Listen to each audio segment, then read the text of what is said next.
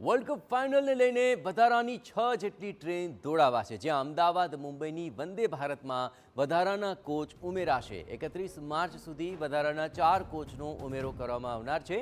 7 થી 9 માર્ચ સુધી વિશેષ ભાડા સાથે આ ટ્રેન દોડાવાશે। ક્રિકેટ ચાહકોના અમદાવાદ આગમનને પગલે આ મહત્વપૂર્ણ નિર્ણય લેવામાં આવ્યો છે।